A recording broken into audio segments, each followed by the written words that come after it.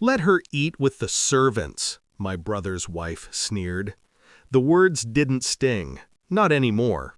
They simply landed, sharp and final, like the clang of a closing vault. My parents sat frozen. Not a word in my defense, not even a glance. I smirked, reached for my phone. One text: cancel the deal.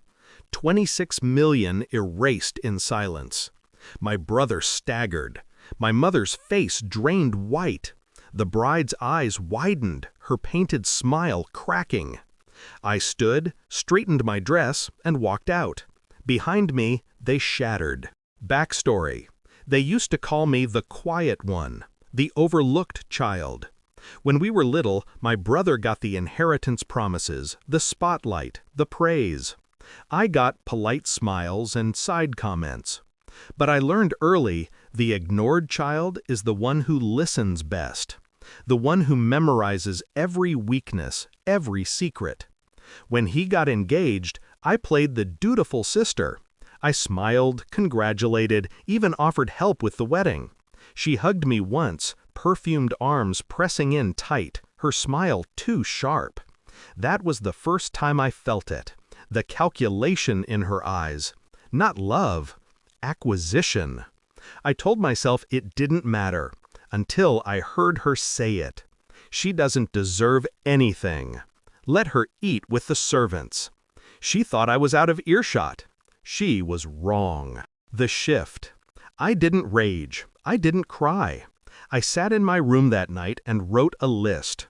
My brother's weaknesses, my parents' dependencies, their finances, their fragile web of reputation.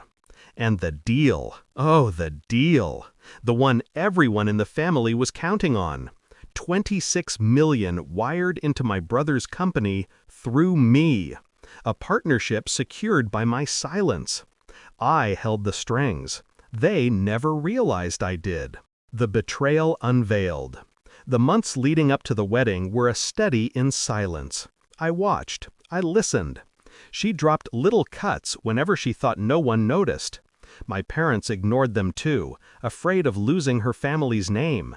My brother? He just laughed, told me I was too sensitive. That was the moment I knew. They'd chosen their side. So I chose mine. The plan. It was simple, really. They had placed their future on me, assuming I would never bite the hand that once fed me scraps. I played along. I signed preliminary agreements, attended meetings, smiled when my father praised my loyalty. They didn't notice the iron behind my teeth. Behind closed doors, I prepared the kill. I made sure the cancellation clause was watertight. One text from me and the deal dissolved. No penalties, no recovery, just ashes. The wedding day. The ballroom glittered with chandeliers and champagne flutes. Laughter clinked against crystal, but beneath it, I heard the ticking clock. When her insult finally fell, she doesn't deserve anything. Let her eat with the servants. It wasn't cruelty anymore. It was my trigger, the final green light. I reached for my phone, typed 3 words. Sent. The fallout.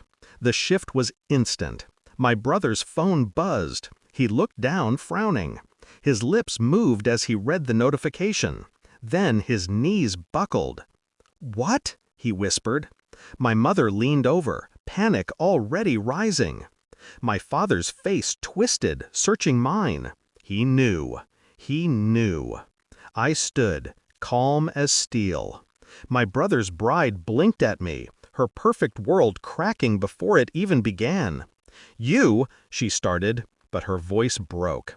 I didn't give them the satisfaction of explanation. I didn't raise my voice. I didn't gloat. I simply walked.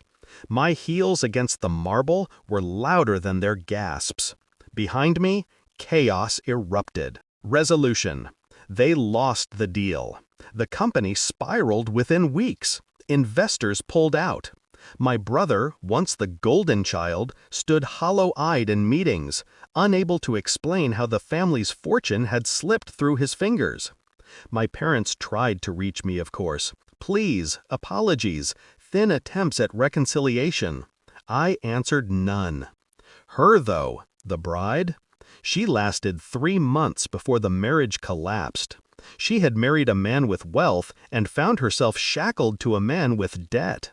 She walked out with nothing but her jewelry, the kind she couldn't pawn fast enough. And me? I didn't need to celebrate. The satisfaction wasn't in their ruin. It was in the silence that followed. The quiet where their voices no longer reached me. They had written me off as invisible, disposable. But invisibility is the sharpest blade. I don't regret it, not a second. Because the moment she snarled those words, "She doesn't deserve anything," I understood the truth. They never thought I deserved my place at the table.